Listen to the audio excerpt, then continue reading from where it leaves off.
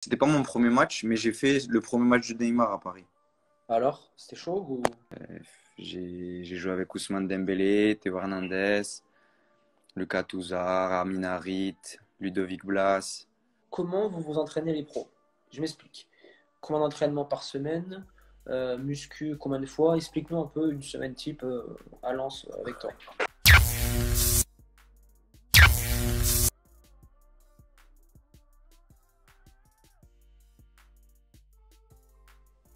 Salut Mich, tu vas bien? Ça va bien, toi? Toi aussi, t'as fait comme Alex, ça va bien. Ouais, ouais, je me suis chauffé moi aussi. Oh, vous avez tous fait ça, hein? On s'ennuie, hein. On Ouais. s'ennuie. Ouais, Bientôt. comme tu m'as dit tout à l'heure, t'es. Bon, attends, avant de te poser les questions, je te présente, enfin, je te laisse te présenter. Ben, je m'appelle Clément Michelin. Donc, j'ai 22 ans, bientôt 23 en mai. Et je joue au RC Lens. Donc, je suis signé 3 ans là-bas cette année. T'es titu, j'ai vu cette année, hein? Ouais, ouais, là j'ai fait 25 matchs titu, C'est sur bien. 27. Et vous reprenez quand? On sait pas. On sait pas du tout comment ça va se passer. Après là, on a des séances un peu au club individuel, tu vois, seul, avec le préparateur physique pour respecter tous les gestes barrières, tout ça là. Mais donc on s'entretient, mais bon, c'est long quand même. Ça devient... Ouais, c'est Franchement, chiant. on sait pas du tout. On sait pas comment ça va se passer. Et vous êtes combien au classement là? Parce que vous jouez la montée clairement en Ligue 1. Ouais, ouais, là on est deuxième. On est deuxième et bon, après c'est serré, derrière ça suit, mais s'il y a un arrêté et que le classement est gelé, ben, on montera en Ligue 1. Après, s'il y a une saison blanche, ça ferait chier quand même. Non, Mais je pense après, pas. pareil, je sais pas. Franchement. Et le deuxième de Ligue 2, il monte ou c'est barrage? Ouais, deuxième. Le premier et le deuxième montent. Ensuite, le cinquième joue contre le quatrième. Ah Le oui, ok. vainqueur de ce match joue contre le troisième. Et le vainqueur de ce match joue contre le barragiste de Ligue De Ligue 1. D'accord, ok. 1. Donc, Ah ouais, ça compliqué. fait. C'est pour ça, C'est chaud là, quand même. Maintenant pour monter de Ligue 2 à Ligue 1, c'est maintenant, j'ai l'impression qu'en fait les championnats ils sont faits exprès pour que maintenant le mec, enfin les derniers de Ligue 2 restent. ouais, Tu vois? ouais. Non, Et c'est compliqué. toi aussi, t'as vu les petits commentaires, hein? Ouais, je sais pas trop regarder. Je crois qu'il y a Banfa. Bon, C'est pas Banfa. Ben, salut Banfa, tu vas bien? Il joue c'est bon. maintenant? Bonfa, il a signé à. Il était à. Je le sais en plus. Il va nous le dire. Mais c'était pas pour Grand-Bresse ou un truc comme ça. National. Moi, franchement, pour être honnête, Banfa, moi, la dernière fois que j'ai vu un article sur lui, c'était quand il était à Niort, en Ligue 2. Ouais, ensuite, je crois là, il est en national. Je suis pas sûr. D'accord, ok. Ouais, pour faire une petite parenthèse, les gars, Banfa, c'était un mec qui était avec nous au centre. Et au bout de la première ou la deuxième année, ben, il n'a pas été prolongé. Et ensuite, il a rebondi un truc de fou. Hmm. Ouais, c'est Bah, vrai. d'ailleurs, en parlant de ça, Mich, dans mon e-book, j'explique un peu ton parcours. Parce il est intéressant. Et raconte-nous un peu, toi, comment tu l'as vécu. Ce que j'explique dans l'e-book, si tu préfères, c'est. Bon, je raconte pas depuis tout petit, tu vois. Je raconte quand Ouais, tu arrives au centre, galère. Et après, enfin, tu jouais pas et d'un coup, t'as pété. T'as percé. ouais, c'est vrai que c'était délicat parce que physiquement, j'étais toujours un peu en retard par rapport aux autres. Et du coup, ouais, je jouais pas beaucoup jusqu'à que ce soit de U14 jusqu'à U17, première année, je crois, j'ai eu 3 ans de galère où j'avais que des petites blessures, os-goût, des problèmes de croissance, je jouais pas beaucoup, j'étais loin de ma famille, donc c'était pas facile. Et ensuite, ben, le club a été patient avec moi et franchement, j'ai rattrapé mon retard physiquement et à partir de, si je dis pas de bêtises, U17 première année, j'ai commencé à rejouer bien. Et là, après U17 deuxième année, c'est une année où, je pense que tu t'en rappelles, quand on fait les playoffs, tout ça. C'était vraiment une belle année, on avait une très belle équipe. Et c'est vrai qu'à partir de là, j'ai commencé à sortir mon épingle du jeu un peu.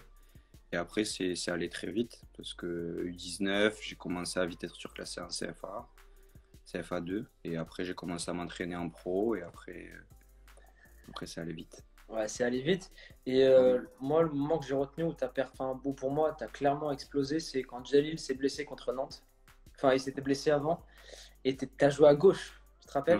ouais, ouais, Il y avait un Roda dans le couloir. ouais, je me rappelle. Il allait hyper vite. Toi, tu étais comme ça. Il est passé zéro fois.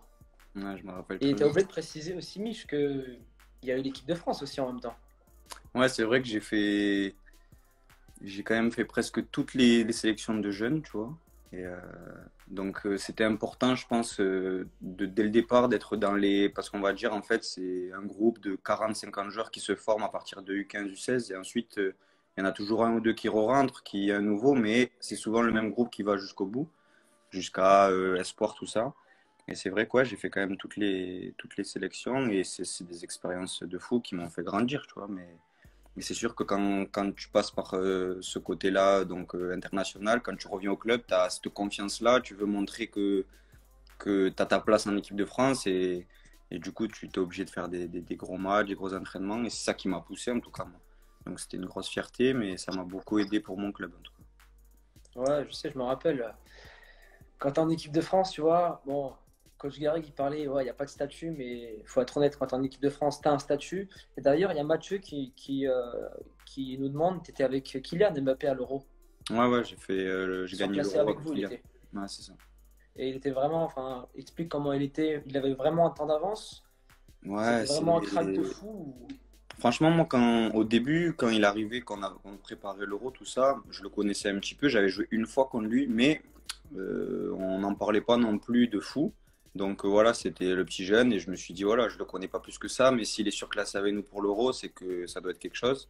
Mm. Et dès le début, on a vu, il a cette facilité. Et franchement, tu ressentais pas du tout qu'il avait un an de moins que nous. Et il a clairement porté l'équipe. Et c'est vrai qu'à la Coupe du Monde, 1 ou 2 ans après, je sais plus. On perd en huitième de finale et on a peut-être un peu senti qu'il n'y avait pas Kylian, il nous manquait encore un petit élément, même si on avait un gros gros groupe avec des gros joueurs, mais c'est vrai qu'il nous manquait quelque chose et c'est lui qui a porté ça. Parce que moi, je me rappelle, à l'époque, le crack, c'était pas Mbappé, c'était Saint-Maximin Mm. dans l'équipe de France. Il joue maintenant, il est en Angleterre à Newcastle, c'est ça? Ouais, Newcastle, ouais. Ouais. Pour ceux qui ne savent pas, à l'époque, tu avais Mbappé, c'était vraiment chaud. Chez Ouais, les 96, c'était Coman, Kingsley. En dessous, c'était Saint-Maximin. Et ça l'a pas fait. Enfin, c'est pas que ça l'a pas fait, tu vois, ouais, mais ça a pris plus de temps et moi après, franchement, au niveau du talent, technique, tout ça, je trouve que c'est Maximin, c'est un cran au-dessus. Mais en fait, Mbappé, c'est l'efficacité, lui, l'intelligence, tout ça, c'est là il a survolé tout le monde et c'est là qu'il a très très passé. chaud. Mais c'est vrai que de base, de talent pur, pour moi, c'est Maximin, il a plus de qualité au niveau de technique, tout ça, c'est plus impressionnant. Mais beaucoup moins efficace. C'est Après, là, ça. quand même, il commence à progresser, là. Franchement, je regarde de plus en plus ses matchs en Angleterre et il a passé un cap. Chaud. Ouais, franchement. Et je voulais te poser une question. Tu as joué en Ligue 1, là tu joues en Ligue 2. La différence, elle est quand on voit, bon, on voit que ça va un peu moins vite, etc. Mais toi sur le terrain, la différence, où elle est? Technique, physique, tactique? Déjà, parce que j'ai joué aussi l'année dernière un petit peu en Ligue 2 avec Ajaccio. Et je Ouais, trouve je que sais, je sais. le niveau, il a augmenté cette année par rapport à l'année dernière en Ligue 2. Donc je trouve qu'il y a un peu moins de différence que par rapport en Ligue 1. Après, là où ça fait la diff, c'est tactiquement, en Ligue 1, c'est beaucoup plus en place, beaucoup plus structuré. Je trouve que tu as plus de temps en Ligue 1 avec le ballon. T'es plus face à des blocs équipes et après, ça dépend. Les 30 derniers mètres, c'est là que ça doit aller vite. Mais après, avant, t'as plus. Personnellement, moi, en tant que défenseur, ben, je suis moins sous pression qu'en Ligue 2. Après, la Ligue 2, là où c'est un cran au-dessus, c'est au niveau de l'engagement. Ça envoie quand même, moi. Ouais, ouais, bah oui. Il n'y a pas un match où je prends pas un coup, où je me fais pas défoncer, Et il n'y a surtout pas un sur le match où tu côté. mets pas des coups aussi. Ouais, mais ça va là-dessus. J'ai épuré mon jeu, on va dire. Mais ça va. Mais franchement, j'ai été étonné du.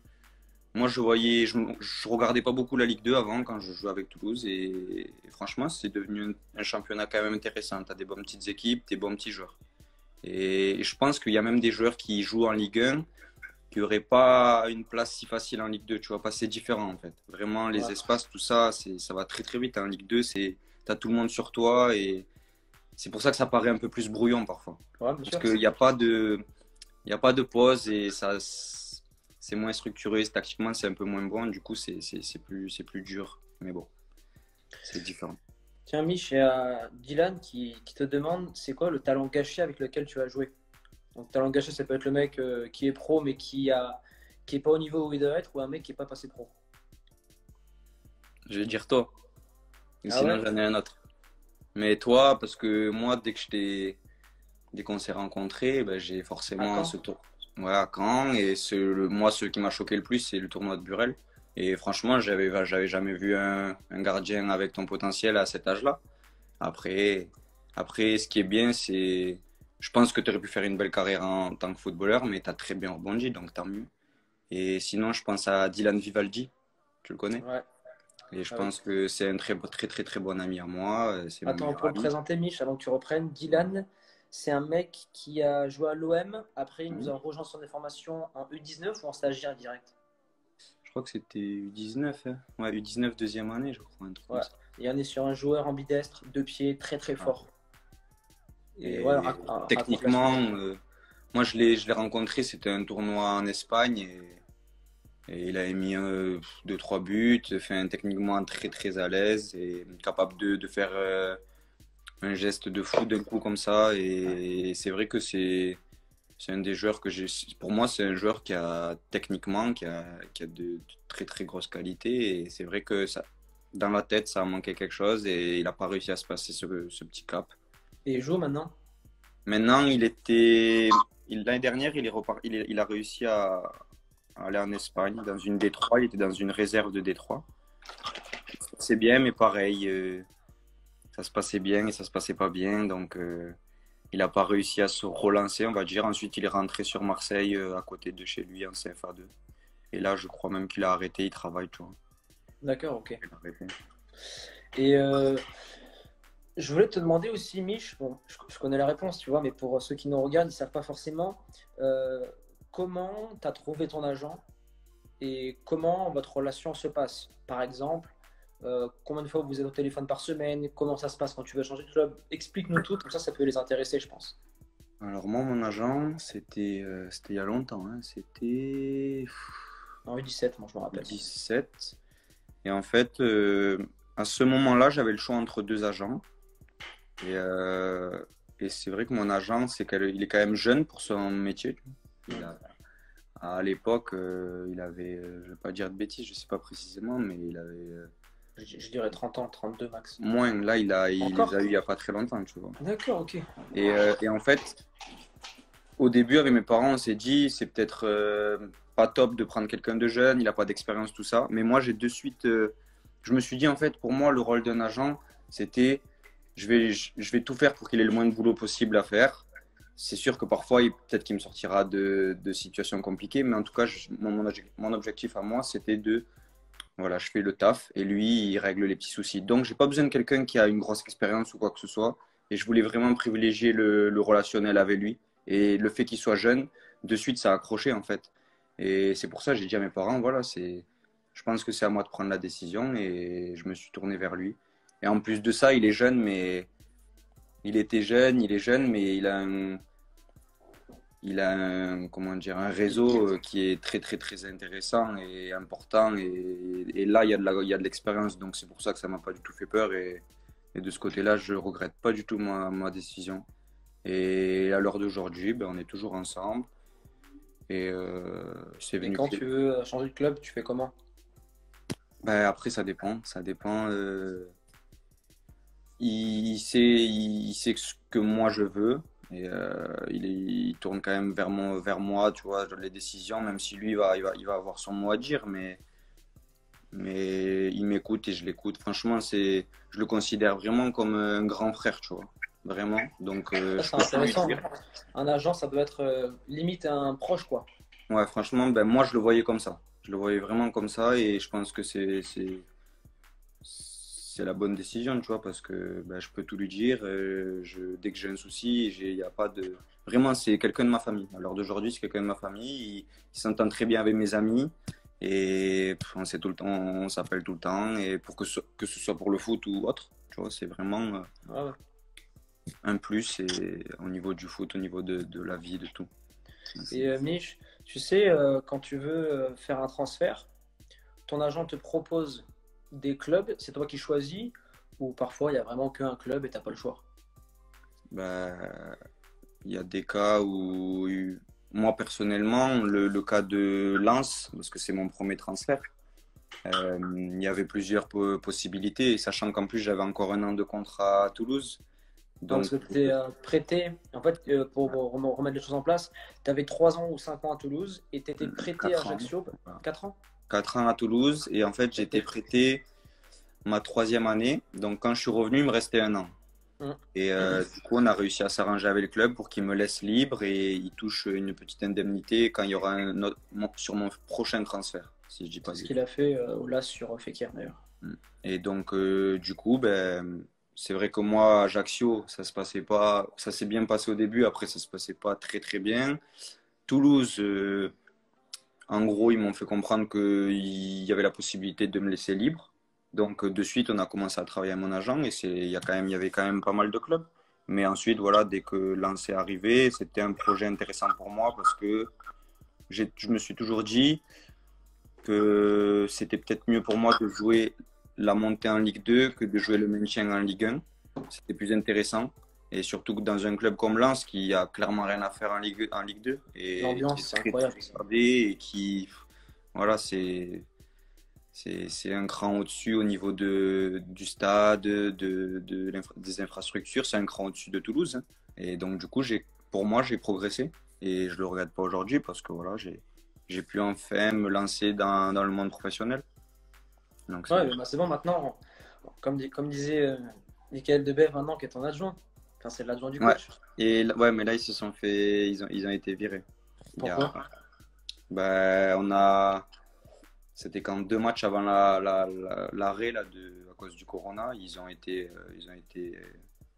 virés Ouais. parce que ben, on a commencé à perdre un peu notre avance et voilà, c'est Lens, c'est ça, Exigence. on n'avait pas des si mauvais résultats que ça, mais voilà, c'est la loi du foot et ouais, ils sont partis, mais bon voilà, j'ai pu le retrouver et c'est vrai que c'était bien pour moi quand je suis arrivé de savoir qu'il y avait des gens que je connaissais, donc c'était top. Et qu'est-ce que je peux te dire, Mich, de plus? Oui, pour ceux qui nous demandent, Michael Debève, c'était notre directeur Mm. au centre de formation à Toulouse. Et d'ailleurs, là, bientôt, je vais arriver à 200 000 abonnés sur YouTube et il faut que je leur fasse une vidéo, tu vois.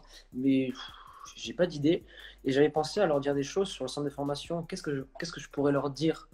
C'est des anecdotes, des histoires ou tu vois, un truc qui pourrait les intéresser. Hmm. T'en as pas en tête? Ouais, j'ai des conneries qui arrivent, mais Ouais, ouais, non, pas des conneries. Il y a des trucs, tu vois, qui pourraient.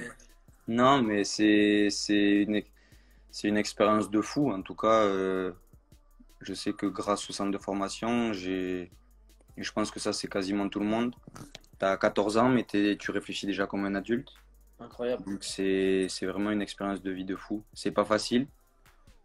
Pas facile. Moi, j'étais à 50 km de mes parents et j'avais l'impression que c'était horrible à vivre. Donc, par exemple, toi ou des gens qui vivaient à plus de 500 km du centre, c'était, j'imagine, encore plus dur que moi ce que j'ai vécu. Et c'est sûr que c'est des périodes très délicates, mais en tout cas, ça te forge un mental de fou. Tu vois, Mich, ou pas le commentaire que je vois là de Thomas Perchaud? Ah oui, ben ça fait partie de l'apprentissage, hein. C'est Ouais, je vrai leur ai que fait une vidéo il y a 3 jours pour leur expliquer un peu le style du footballeur et tout. Et je parlais justement des coupes de cheveux. hmm, Et toi comme moi, on avait rasé sur les côtés, hein, les cheveux trop longs. Et à chaque fois qu'on arrivait au self, donc à la cantine, à chaque fois il était posé, donc on lui disait bonjour. hmm. On mettait, pour pas qu'il nous dise d'aller couper. Ouais, c'est vrai. Non, ouais, sur le coup, on faisait pas les malins, hein, il nous faisait peur, mais ça fait partie des valeurs qui nous ont un peu inculquées, tu vois. Ouais, Et c'est comme ça, c'est dur. Sur le coup, on comprenait pas trop pourquoi, mais je pense que maintenant tu comprends un peu, voilà, bah même oui, si on n'était pas des mecs qui se la racontaient ou quoi que ce soit, mais voilà. c'est C'est, pour l'image, hein. ouais, voilà. Mich, j'ai une question. Il y a plusieurs personnes qui ont posé la question par rapport au sponsoring. T'es sponsor Adidas ou Nike? Alors, cette année, j'étais en fin de contrat avec Nike. Donc, c'est pour ça que je reçois des crampons d'Adidas. Et Ouais. après, voilà, le football, c'est comme ça. C'est quand j'étais en Ligue 1, j'étais jeune, donc j'avais des propositions. Et du coup, là, ouais, le fait d'être en Ligue 2, il y a les sponsors qui commencent à un peu moins signer de contrats avec des joueurs de Ligue 2. Bon, après, je suis jeune, donc moi, je suis en contact avec eux. Et le deal, c'était un peu de si je remonte en Ligue 1, ben, là, je pourrais peut-être re-signer quelque chose, quoi. Mais en tout cas, D'accord. voilà, je reçois des crampons, mais j'ai pas un contrat cette année. D'accord. J'étais Donc, sous contrat et cette année, je suis plus sous contrat. donc ça veut dire que quand tu étais sous contrat, ils te donnaient un peu d'argent plus des équipements, c'est ça? En fait, ça dépend. Mais moi, avec Nike, j'avais une dotation. Une dotation, donc ça dépend. J'avais signé 3 ans, j'avais prolongé encore un an. Et en gros, j'ai ma dotation avec un site internet où je pouvais commander tout ce que je voulais jusqu'à atteindre l'argent que eux m'avaient donné. Mhm. Ensuite, tout ce qui touchait au foot, c'était illimité, crampons, tout ce qui touchait au foot, c'était illimité. Donc ça, D'accord, c'est... ok. Et Adidas, c'est un peu le même système. Et là, à l'heure d'aujourd'hui, en gros, c'est comme si j'étais un peu sponsorisé, mais j'ai pas ma dotation sur les sites. Juste, je reçois les crampons, quoi. Ouais, ok, d'accord. Un peu comme au centre, quoi, à l'époque. Ouais, voilà, c'est un peu ça. Et il y a une personne qui, au début du live, nous a demandé, tu sais, en Ligue 2, c'est quoi la fourchette des salaires, du plus bas au plus haut? Ça dépend parce que tu vois, des clubs comme Ouais, Lens, Lens, c'est, voilà, en termes de mais salaire, c'est franchement, haut. je sais pas qui a le plus gros salaire, tu vois, de Ligue 2, mais je te dirais que en moyenne, je sais pas, en moyenne, je dirais 15-20 000 euros. Ouais, 15 je 000 pense. euros. 15 000 euros en moyenne. Ouais, ouais, je pense. Voilà. Parce que dans le live avec Lolo, on parlait des salaires en national et on expliquait que voilà, en national, il y a des clubs où il y a des contrats pro entre guillemets et d'autres non. En Ouais, Ligue 2, il y a que des contrats pro ou les clubs qui montent ouais. parfois, c'est que pro. Non, je crois que c'est que des contrats pro, hein. Ouais, des contrats pro. Hein, parce que si Dunkerque monte en Ligue 2, je sais pas s'il passe. Je crois que c'est ça parce que en fait, les, les clubs en national qui ont le statut pro, c'est les clubs qui sont descendus, ils le gardent 1 ou 2 ans, si je dis pas de bêtises, je crois que c'est ça. Donc oui, oui, après, la Ligue 2, c'est professionnel. D'accord, ok. Et ouais, on parlait d'infrastructure à Toulouse. Et une- quelque chose d'intéressant à te demander aussi, c'est qu'il y a beaucoup de jeunes qui se demandent qu'est-ce que ça fait de jouer devant des milliers de personnes. Tu as la même pression quand c'est des formations, quand on joue les playoffs, des gros tournois, ou c'est différent? Explique-nous un peu comment tu ressens la chose. Ouais. C'est vrai que c'était quelque chose que j'appréhendais parce que j'étais jeune, j'étais quelqu'un qui peut-être mettait vite la pression. Après, quand tu grandis, franchement, moi, personnellement, c'est devenu une motivation. Et la première fois que j'ai joué devant du monde, bon, c'était avec l'équipe de France. Ensuite, la première fois en pro, c'était mon premier match titulaire contre Paris avec Toulouse. Il y avait 35 000 personnes. Et en fait, Il y avait Ibra encore, non? Hmm. Il y avait Ibra en plus, non? Encore? Non. Non, il était parti, mais bon, il y avait Di Maria, il y avait des grands joueurs, Cavani. Mais franchement, moi, personnellement, j'avais pas de peur. C'était vraiment de la motivation. Et c'est vrai qu'après, quand tu rejoues dans des stades un peu plus vides, ça fait bizarre. Ouais. Peut-être que tu te mets peut-être un peu plus de pression quand il y a moins de monde. Parce que tu penses que à toi, t'es pas dans le truc. Mais en tout cas, après, le public, tout ça. Par exemple, avant que je parte à Ajaccio, j'ai fait le match à Marseille. Il était plein. C'était le premier match du championnat. Il y avait 62 000. Et c'est vrai qu'après, quand tu y repenses, tu te dis c'est impressionnant. Mais sur le coup, non, tu On penses s'en pas. rend pas compte. Tu vois pas tout le stade, tu es vraiment concentré. Ouais, tu fais pas attention, c'était filmé, les supporters. Et t'as vécu des insultes, des choses vraiment fortes sur le terrain ou Ouais, ouais, ouais, bien sûr. Déjà, j'ai fait un an à Ajaccio et c'est toujours des, euh, des je tiens le corps. ambiances particulières.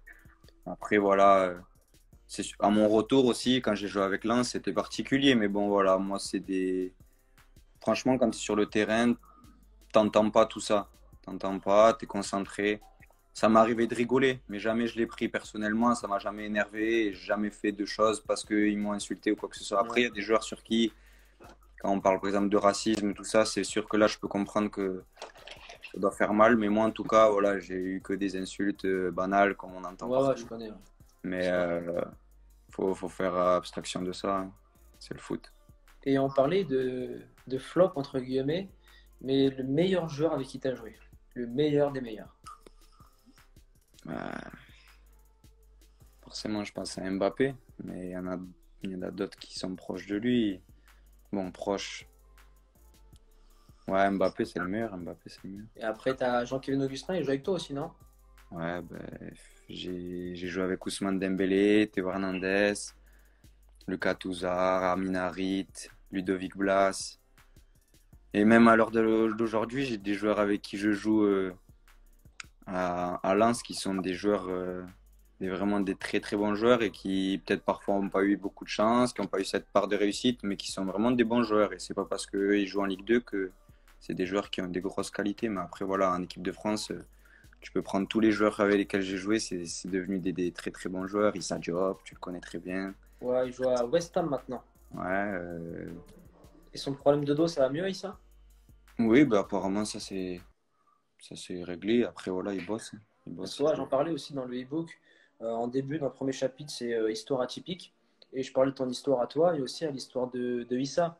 Parce que pour ceux qui ne connaissent pas Issa, bon, Issa, il a notre âge, 23 ans, il joue à West Ham titulaire. Il est en équipe de France Espoir ou pas? Il a été.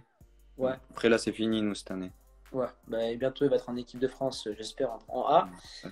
Et le souci, c'est qu'il a eu, il a fait 17, enfin, il a fait U16, U17 en équipe def. Et après, première année U19, je me rappelle, il va en contact à la tête à l'entraînement, il retombe son bras en angle Ah droit. ouais, putain, je me rappelle. Fracture, donc pas appelé en équipe de France pour un gros rassemblement. Et ensuite, c'est Watford, c'est pas West Ham, il a changé? Non, il a West Ham, il a West Ham. Ah oui, d'accord. Et ensuite, parce que je vois Watford dans le chat. Mm. Et ensuite, Ernie Discal, donc pendant un an, il était immobilisé, hein. Ouais, c'est vrai. Bah, si je dis pas de bêtises, à un moment donné, ils lui ont dit que fallait faire attention parce que même le foot, ça allait être Je vais délicat. expliquer ça, ouais. Ouais.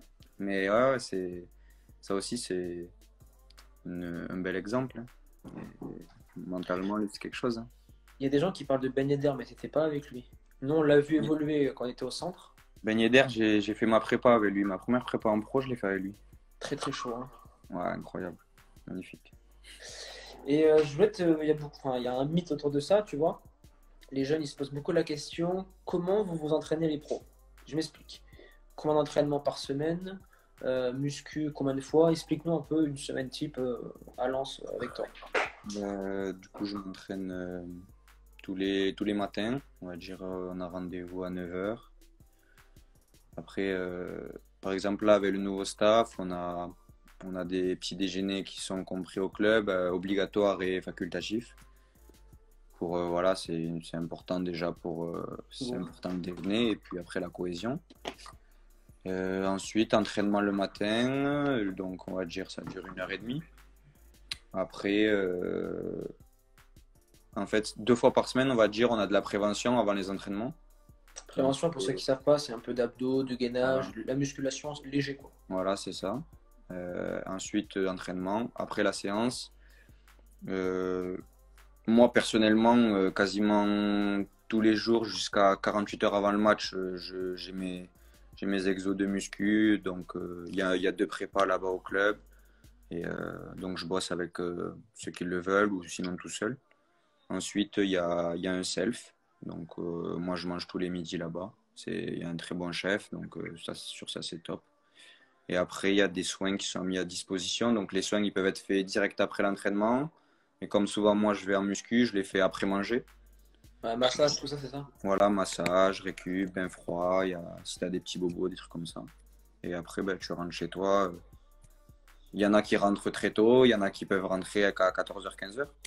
Donc, Ah, donc en gros, au lieu de faire matin et soir, tu viens le matin et tu repars vers 14 h, ouais, c'est ça? voilà, j'aime bien faire en continu. En plus, ici, voilà, il fait pas très beau, pas grand-chose à faire. Donc, au lieu de rester sur mon canapé et repartir au club, je préfère tout d'un coup. Je fais ça avec des potes en plus. Et même après, parfois, ça dépend. On reste même l'après-midi, jouer aux cartes, des trucs comme ça. Il y a vraiment un bon petit groupe. Mais ouais, sinon, la plupart du temps, je reste jusqu'à 14 h, on va dire, au club. D'accord, ok. Donc, ouais, pour récapituler, ben, du lundi, tu as un match le samedi ou le dimanche en Ligue 2? Ça dépend, c'est compliqué. Tu as des matchs Bon, le un vendredi, match le samedi, dimanche, c'est lundi, lundi. vendredi. Entraînement plus muscu. Donc, muscu, ça peut être un peu d'appui, des élastiques, de la Ouais, presse. ça dépend de la séance. Qu'est-ce qu'il y a eu, si ça a été intense ou pas. Ouais. Les jambes, pareil, je vais pas les faire Salut Davel. trop rapprocher avec le match. Donc voilà, mais après, tout est bien organisé, il y a les prépas, et puis voilà, de mon expérience d'avant, je sais maintenant, j'ai Ouais. très bien géré mon corps. Bon, ben, nickel. Je Ouais. voulais te demander aussi, au club, en récup, vous faites quoi? Tu en as parlé un peu de bain froid, bain chaud, mais s'il y a d'autres. Bah, massage quasiment tous les jours.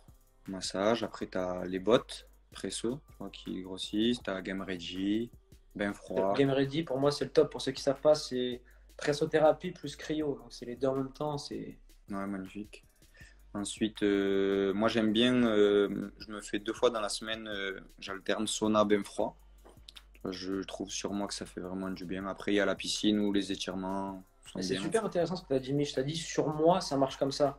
Ça, c'est bon, tu sais, bien sûr, il y a des processus qui marchent, récupération, vitesse, puissance, Mhm. mais aussi de le préciser, c'est par rapport à tes ressentis. Ouais, bien sûr. Ouais, bien sûr, tu vois, par exemple, souvent j'ai entendu dans les staffs où le bain était bain froid est obligatoire. Et tu vois, cette année, là, avec le nouveau staff, le prépa, ça j'ai adoré. Il est arrivé, il a dit, il y a la possibilité de faire bain froid, mais je sais que chez certains, ben, ils détestent et ça va pas être bénéfique pour lui. Si ça va pas lui faire du bien, s'il ressent que ça lui fait pas du bien, c'est pas obligatoire. Et ça, j'ai adoré, tu vois, parce que on se connaît, on est des adultes Eh oui, et vous êtes pro, hein, force. donc ça, j'ai bien aimé. Et c'est vrai que c'est le cas, hein. Il y a des choses où il y en a, le bain froid, j'ai des amis, ils me disent ça sert à rien. Et pourtant, moi, ça me fait énormément de bien.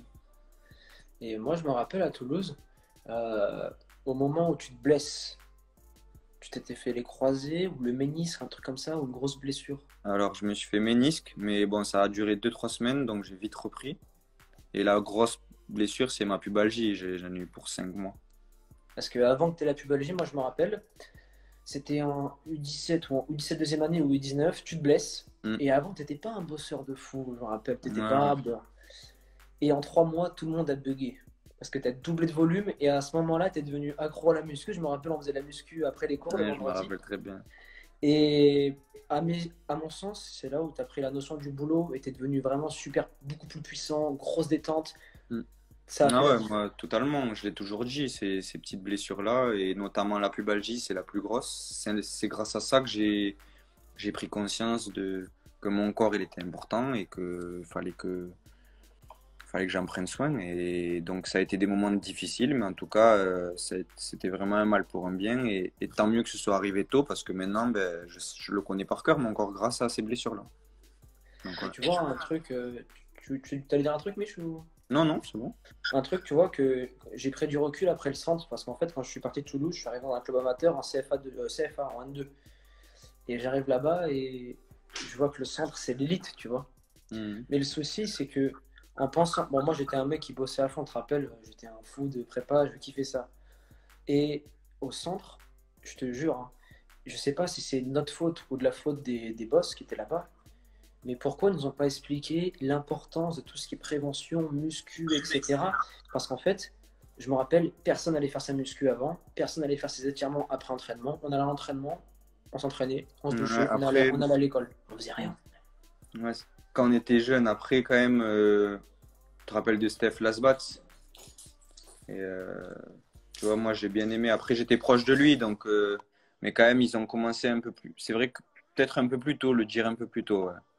Mais Mais tu après, à vois, partir de U19, tu vois, ils commençaient un petit peu à mettre en place. Mais pareil, si t'as pas envie, tu fais pas, quoi. C'était je pas. pense que c'est pas Stéphane Lasbatz ou je pense que ça va même plus haut, ils ont peur de casser les jeunes. Peut-être aussi, ouais, peut-être aussi. Non, mais moi, Steph, tu vois, Steph, je trouvais que justement, il essayait de nous proposer des trucs. Après, moi, j'étais proche de lui, donc il me donnait plein de conseils, tu vois. Après, je me rappelle aussi de Baptiste Hamid. Je sais pas si tu l'as connu. Si, Il si, est, Baptiste, oui, il est avec les pros. il était, ben avant moi, je l'ai connu en kiné, tu vois. Après, il était passé en pro. Mais ouais, c'est vrai que il y avait des trucs proposés, mais c'était pas poussé. Et c'est vrai que peut-être que ça a manqué pour certains joueurs, hein, parce que moi, en tout cas, Ah. c'était un déclic. Et nutrition et hygiène de vie, tu suis un programme ou tu fais un peu, ben, vu que tu connais ton corps, tu gères ça? Moi, je côtoie une naturopathe. Je sais pas si tu vois Elle ce lui que a dit. Ouais, je vois ce que c'est. Ouais. c'est. Et du coup, ben, j'ai mon alimentation, elle est un peu liée à tout ça. Après, voilà, je connais très bien mon corps. Je viens de la campagne, donc j'adore les légumes, tout ça. Donc sur ça, il n'y a pas de souci. Mais après, voilà, c'est par exemple au centre, tu te rappelles qu'on avait un repas plaisir par semaine. Et ben Ouais, moi, ça, je l'explique aussi. je me fais pareil, tu vois, je suis un peu ça. Et Tu le manges quand ton repas après le match ou le mercredi? Donc au centre, c'était le mercredi ou jeudi, non? Ouais, moi, je le recommande le mercredi en milieu de Ouais, semaine. ouais. Ben, moi déjà, bon après ça dépend. Parfois après le match, t'as pas trop de temps et tout, donc tu manges un peu n'importe quoi. Mais quand j'ai le temps, j'essaie de bien manger parce que c'est important pour la récupération. Et sinon, je préfère le faire en milieu de semaine, ouais. Mais encore, ouais, tu vois, c'est pas souvent, tu vois. Vraiment, j'ai vraiment pris goût, pareil à cause des blessures, tout ça. Je sais que l'alimentation, c'est important. Donc j'essaie de faire attention. Et on parle de repas plaisir, mais c'est pas forcément un McDo ou un kebab, ça peut être Ouais, un ouais. petit restaurant, hein. Ouais, exactement. Ben, souvent c'est ça. Souvent c'est ça. Je vais sur l'île. C'est à 30 minutes. Comme ça me fait une petite sortie avec mes potes et je mange. C'est le repas plaisir, mais ça reste quand même de la bonne alimentation. Ouais.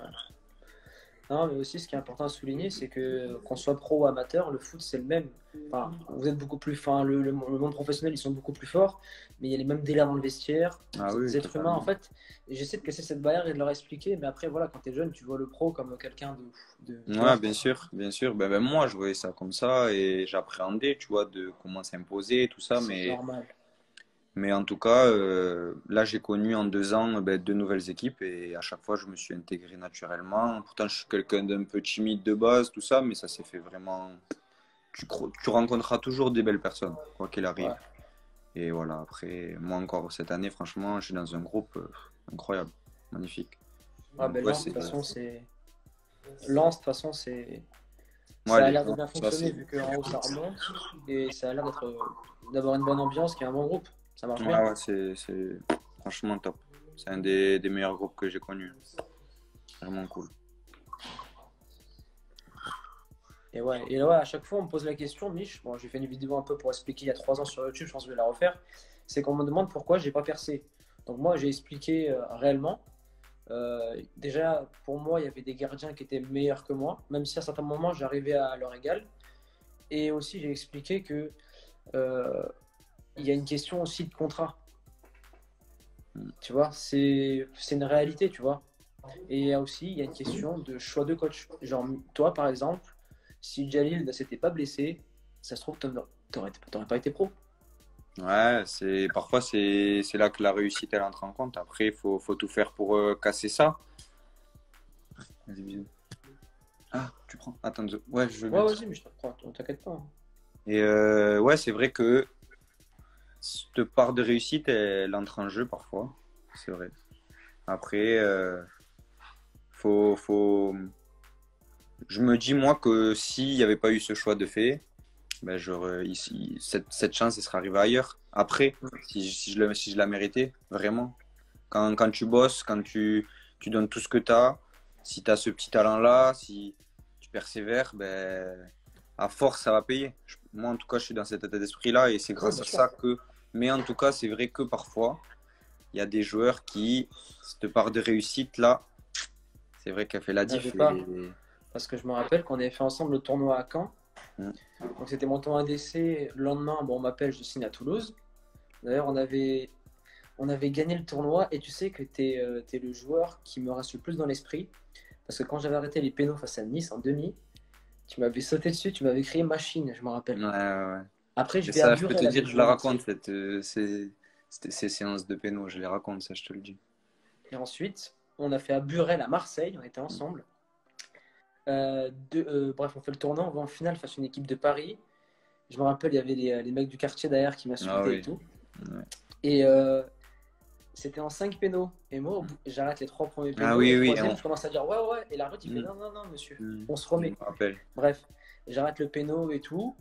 Et je me rappelle quand je suis arrivé à Toulouse, le premier jour, il y avait des rumeurs sur moi, tu sais, les gens, ils m'attendaient au tournant. Ah, Ça, clairement. ça parlait beaucoup, etc. Et moi, j'ai pas de cacher que je suis arrivé dans l'optique où je pensais que ça allait le faire et tout. Et je suis un peu tombé de haut parce que, clac, tu vois. Ouais, Ça l'a pas après, fait c'est après, c'est comme ça, tu vois. Mais ça qui est difficile. C'est pour ça que moi, j'aime bien mon parcours. ouais, t'as fait l'inverse de moi. Moi, j'ai Euh, commencé fort, ça l'a voilà, pas fait. moi, T'as commencé en tranquillement, bas. voilà, c'est ça. Mais après, voilà, c'est souvent, par exemple, je prends l'exemple d'un très très bon pote à moi, Quentin Boigard. Oui, Tu vois. d'ailleurs, j'essaierai de Et, l'appeler. et ouais, bah oui, oui, il acceptera avec plaisir, je pense. Mais lui, tu vois, c'est un phénomène. Ligue Et 1 je me rappelle TFC très pour ceux qui bien savent pas. que, par exemple, lui, il a toujours été au top quand même. il a eu un peu de mal à se lancer en pro, mais en tout cas, dans les équipes de jeunes, c'était toujours le phénom.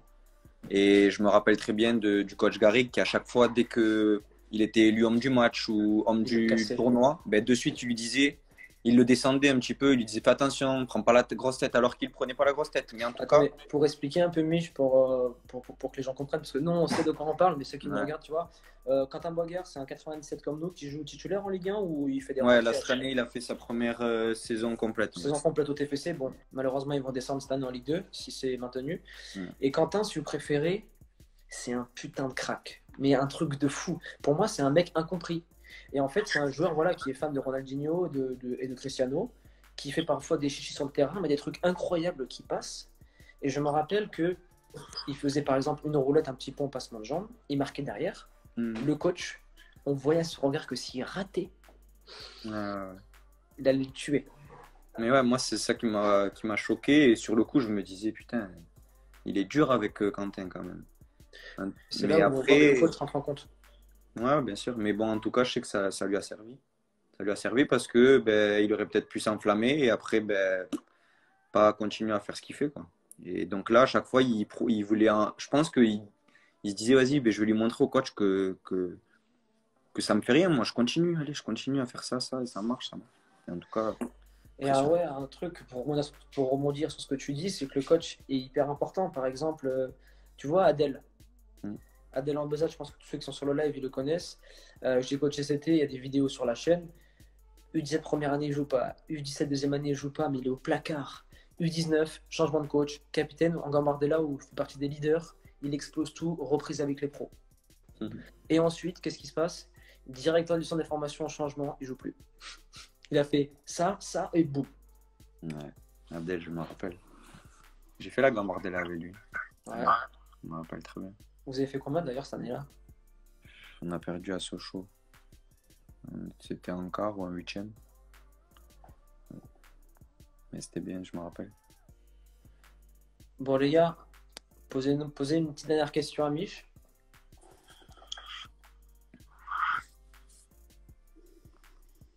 Ah, il y a plein de supporters du RC Lens dans le live, hein. Ouais, ils sont présents. Tiens, moi j'en ai une, Mich, pour toi. Hmm. Qu'est-ce qui te manque pour passer le cap en Ligue 1 et jouer dans des clubs confirmés? Confirmés pour moi, c'est du Bordeaux, de Nice, tu vois, des clubs. Bah, là, il me manque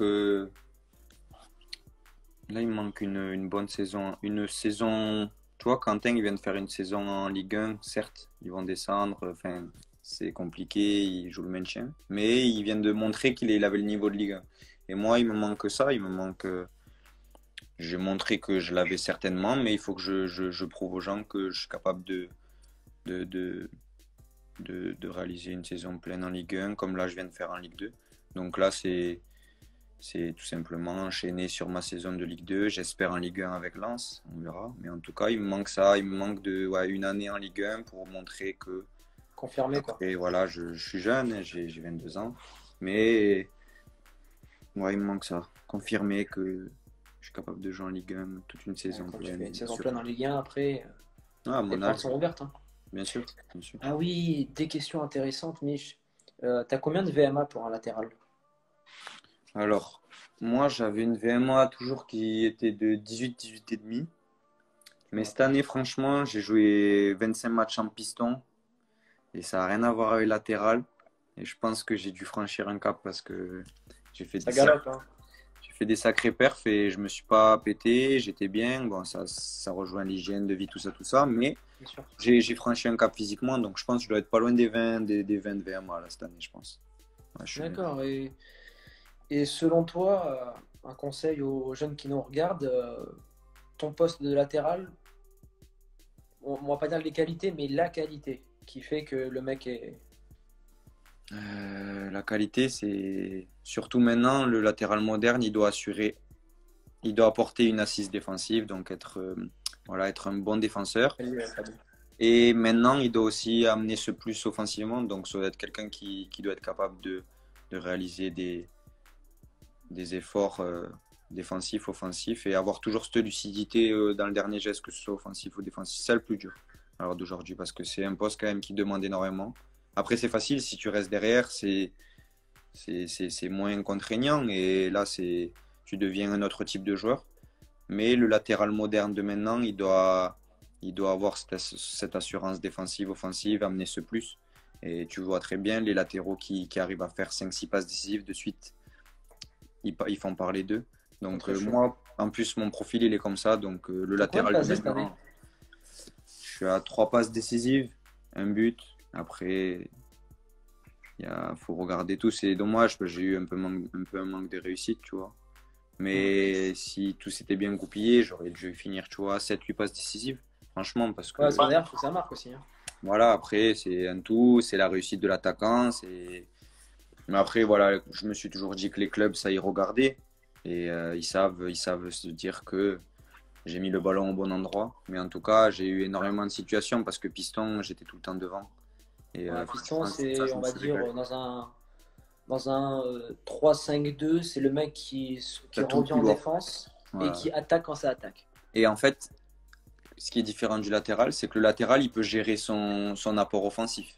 Mhm. Alors que le piston, tu te dois Tu de dois. fermer au deuxième poteau offensivement et tu te dois de fermer au poteau défensivement. Et c'est ça qui est pas facile.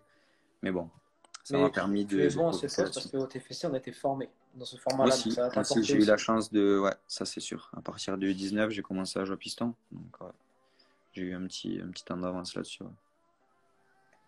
Bon, mais nickel, Mich. Top. T'as d'autres choses à nous dire qui peuvent nous intéresser? Peut-être que j'y ai pas pensé. Ouais, Non, non. mets-toi dans la peau d'un joueur amateur qui sait pas ce qui se passe en pro, ce que tu pourrais lui dire. Ou toi, ce que tu aurais aimé savoir quand tu étais au centre. Voilà, tu étais petit, tu disais, bon, un truc que les pros expliquent, qu'on sait pas. Ben, moi, je sais que le seul petit regret que j'ai, et pourtant c'est devenu, ça a été une opportunité pour moi, mais c'est cette blessure qui est arrivée quand j'ai commencé en pro. Et si j'avais su plus tôt dans ma tête qu'il fallait que je fasse encore plus attention à mon corps, que je travaille encore plus, que ça payait ça. Et j'aurais pu enchaîner de suite quand j'ai commencé à jouer en pro. Et peut-être qu'à l'heure d'aujourd'hui, même si je suis content de ce que je fais, de là où je suis, ben, j'aurais pu suivre le chemin pas Mbappé, mais des joueurs avec qui j'étais en équipe de France, parce que je suis encore un peu en retard par rapport à eux. Et Ouais, donc, mais en retard par rapport à eux, mais en avance sur pas mal d'autres joueurs aussi. bien sûr, ça c'est sûr. Mais voilà, c'est dans ma tête, je suis comme ça et c'est se fixer. En tout cas, le conseil que j'ai à donner, c'est qu'il n'y a pas d'objectif inatteignable. Et je pense que plus tu te fixes des objectifs hauts, peut-être que tu vas pas les atteindre, mais en tout cas, ça va t'amener quelque part de très haut. Et ça, c'est important. Moi, j'ai toujours été comme ça. Il faut être patient, énormément patient. Et la patience, ouais, c'est très important. Ça, C'est j'étais dur de quelqu'un de l'avoir, pas ouais. patient et c'est dur, c'est pas facile, mais en tout cas, ça paye toujours. Ça paye Mhm. toujours. Mais voilà, le seul truc que peut-être que j'aurais aimé savoir avant, c'est cette période-là qui m'a manqué quand je me suis blessé. Ou peut-être que je faisais pas tout ce qu'il fallait pour que ça se passe bien. Donc, mais après, sinon, j'ai pas de regrets. Et ça avance tranquillement. Ouais, on nous demande comment tu as fait pour être en équipe de France. Ben, tu as tout simplement été très très chaud, c'est tout. Ouais, Ouais, c'était pour être en équipe de France de jeunes, c'est simple. Faut que tu joues dans un club pro et que tu et non, il y en sois avait, il y en bien. avait un. Je crois que tu en as peut-être parlé, non? Romain Perrault, tu te rappelles? Non. C'était le seul, en fait, ce joueur qui était dans un club amateur, donc Oui, mais Colomiers. ils jouent en 17 places ou en 19 places. Ouais, je sais plus quand est-ce que c'était. Mais en tout cas, c'était le seul qui était pas dans un club pro, qui était en équipe de France. Ou sinon, il y avait Jalil. Il y avait Jalil, avant de signer au TFC, il jouait au Paris FC en Ouais. U17 NAS, et tellement que le Paris FC était hyper chaud, c'est dans les premiers que Mhm. Jalil était hyper fort, mais il a réussi à aller en équipe de France, mais c'est vraiment un cas très très rare. Ouais, ouais, ça arrive pas très souvent. Mais après, oui, voilà, faut être dans un bon petit club. Bon, après, le club, faut être dans une structure pro souvent et faire partie des meilleurs de ton équipe, de ta génération. Donc, Ouais. après, t'en as, par exemple, moi, Quentin, je comprends pas pourquoi il a jamais été en équipe de France, tu vois. J'ai la réponse, c'est très très simple, Mich. Quand le mec de l'équipe de France, parce qu'en fait, le mec de l'équipe de France, sachez-le, il ne voit pas ou il voit très rarement les joueurs. Donc ce qu'il fait, c'est Mhm. qu'il l'appelle, le coach. Ouais. Il appelle le coach, oui, bonjour coach, comment ont été les joueurs? Tac, tac, tac, tac, tac. Et on sait, toi comme moi, que Garrigue, Boigard, tu vois, c'était pas forcément sa place de thé. Et il Ouais, devait pas mais le je mettre en sais avant, pas. je pense. Mhm. Parce que pour moi, parce que j'ai été proche de Garrigue. Et je sais que au fond, tu vois, quand on était jeune, moi je me disais il était dur avec lui, on dirait qu'il aime pas, mais au final, c'était vraiment que pour son bien. Et peut-être le truc qui, pour moi, qui a fait que Quentin il n'avait pas en équipe de France, c'est quand il y a eu les sélectionneurs, il n'a pas eu ce truc. Comme moi, tu parles de ce match à Nantes, ben moi, Le ça a match été un déclic contre pour eux. Pour Et moi, franchement, Mich, incroyable. Les planètes sont alignées. Tu joues pas, le joueur se blesse, tu es titulaire, tu fais le match de ta vie, recruté en équipe de France, boum. En voilà. l'espace d'une semaine, tu es passé d'un mec qui est en convention, c'est-à-dire pas de contrat, qui joue sur le banc, à une proposition d'aspirant titulaire plus équipe de France. Ça, c'est quand j'étais. En plus, moi, on partageait souvent Mm. en classe, on était ensemble, que ce soit en seconde ou en terminale. On a beaucoup échangé ensemble. Et franchement, ça me faisait kiffer de voir que voilà, tu as réussi à péter. Non, ouais, c'est vrai que j'étais un des seuls qui n'avait pas eu de proposition stagiaire, tout ça, aspirant au début. Et en fait, tu vois, je reviens encore sur Fabrice Garrigue. Et moi, il m'a toujours dit, sois patient avec toi. Tu as toujours été un peu en retard physiquement. Et ça, en fait, c'est ma carrière, elle est comme ça. J'ai toujours un petit temps de retard, mais faut que je m'en serve vraiment, tu vois. Et ça peut arriver chez plein d'autres joueurs qui vont se dire pourquoi pas moi, j'ai tout ce qu'il faut. Mais c'est comme ça, il faut qu'ils travaillent et ça va venir tranquillement. Et moi, vraiment, Ouais. c'est vraiment comme ça se passe là. Et je l'ai compris et du coup, je le prends vraiment plus sereinement dans ma tête. Et aussi, ne pas faire une erreur que, pas qu'on a commis, mais que certains ont commis, c'est quand on voit le coach qui est dur, lui Mm. répondre, penser, putain, ce coach, il m'aime pas, etc. Ouais. Alors que non, c'est pas le cas. Tu vois, Non, c'est un parce peu comme que Fabrice Garrigue, quoi. C'était un ouais, mec qui était dur. Mm. Bon, maintenant, il est plus à Toulouse, il est recruteur à Nice, hein, c'est Ouais. ça, Fabrice Garrigue. Mais ouais, Et ouais, c'est ouais, vrai que on aurait pu se dire, ah, il est dur, il t'aime pas. Mais au final, tu te rends compte que ça t'a servi. Et en tout cas, là-dedans, ça a développé énormément de choses. Et qu'au ouais. final, tu te dis tout ce qu'il t'a dit quand même. C'est vrai que moi, en tout cas, ce que je me dis, que tous mes formateurs, ben, c'est vrai qu'il y a beaucoup de choses que je retiens. Et sur le coup, je comprenais pas. Et maintenant, je comprends. Mm. Donc, ouais, il faut toujours. Moi, en tout cas, ce qui est aussi important, mes parents, ils ont toujours essayé d'être dans le sens de l'entraîneur. Même si je pense qu'il y avait des choses qui devaient être dures à entendre pour des parents, ils m'ont jamais mangé la tête en me disant non, il dit n'importe quoi, l'écoute pas, Retenez bien ce fais ça, que fais ça. Glenn dit, parce que beaucoup de parents. Ouais, ça a vraiment été, je pense, chez moi. Et à l'heure d'aujourd'hui, c'est toujours pareil. Et il y a des choses qui sont difficiles pour des parents à entendre, du coach ou quoi que ce soit, mais ils ont toujours essayé d'être dans son sens. Et je sais que ça m'a aidé parce que j'ai jamais été en conflit avec eux et ça m'a permis d'avancer tranquillement. Mich, avant de nous laisser, c'est qui ton joueur, ton mentor qui joue maintenant, hein, toujours, ou peut-être qu'à la retraite depuis très peu de temps, et le club dans lequel tu rêverais voilà, de jouer? Moi, mon joueur que j'adore, que j'admire, je pense que c'est qui c'est, même si c'est pas mon poste, mais c'est Ronaldo. Ah, je crois qu'il allait me dire Ramos. Et ouais, après, c'est vrai que encore plus maintenant, parce que c'est pour ça que je t'ai parlé de mon poste. Parce que si on parle de mon poste, Ramos, il a joué aussi à mon poste. Et c'est vraiment quelqu'un que. Ces deux personnes-là, et elles se ressemblent un petit peu maintenant, je m'en rends compte, parce que c'est des monstres de travail. Même état d'esprit. Le même état d'esprit, ils ont tout le temps envie de gagner. Parfois, c'est ça que je me dis, ils ont tout, vraiment tout ce qu'ils veulent. Ils ont tout gagné et ils sont toujours là à travailler comme des fous. Je me dis vraiment, c'est admirable, tu vois. Et c'est vraiment, ouais, eux deux, c'est des mecs, chapeau. Et en tout cas, ça me donne énormément envie. Encore plus ceux-là. Maintenant, tu vois, je regarde souvent des vidéos de Ramos. Il bosse comme un Et fou. du coup, c'est réel, c'est ça. Et du coup, ouais, Real de Madrid. Real de Madrid. Et Putain, il y a un joueur, Mich, qui t'a dit: Salut Clément, as-tu abordé ton premier match au parc contre Neymar? Non? comment as-tu abordé ton premier? Ouais, j'ai fait. C'était pas mon premier match, mais j'ai fait le premier match de Neymar à Paris. Alors, c'était chaud ou. Bah, il fait peur, hein. Ouais, en plus, bah oui, c'était ton client. Ouais, en fait, bah après, j'étais pas titulaire, mais je suis rentré milieu droit. Mais bon, à Paris, quand tu rentres milieu droit, t'es défenseur droit. Ouais. Et c'est vrai que j'ai une image. À un moment, il joue le corner à deux avec Di Maria et je sors. Et on était deux à sortir, mais personne ne sort avec moi. Je me retrouve face à eux deux. Je me dis, ça va être compliqué, mais bon, c'est des moments de fou. Bah oui. Et je me rappelle pas d'avoir perdu de duel face à lui. J'en ai eu un ou deux. Et surtout pas d'humiliation, parce qu'il y a un mec de Ouais. Toulouse, de chez vous, qui a pris la petite roulette par-dessus, Oui, là. oui, ben, j'étais à 2 mètres de lui, je l'ai vu. Et en fait, sur le terrain, tu as peur de ça. Tu as peur de ça parce que tu sens tellement de la facilité dans lui. Et... Mais ouais, c'est des joueurs de fou, franchement, ils sont incroyables. Ouais, c'est un crack, il est au-dessus du lot. Ah ouais, clairement. En tout cas, Mich, ça a été un plaisir. Ouais, moi aussi. Merci pour ta participation. Je vois que les personnes qui nous ont suivis ont kiffé ce live. Et ben, je pense qu'on a fait le tour, Mich. Ouais, ça marche. On a fait le tour. Ça se trouve, on aura l'occasion de se revoir, que ce soit professionnellement Ouais, ou plaisir. perso, Mich. Et voilà.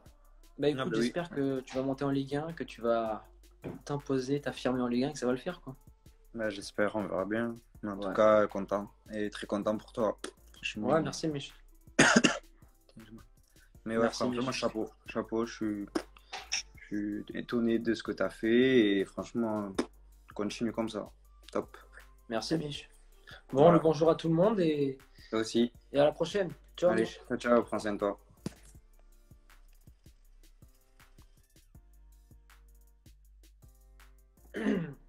Voilà la team NE, on arrive à la fin du live. J'espère que ça vous aura plu. Je ne vais pas le laisser en rediff.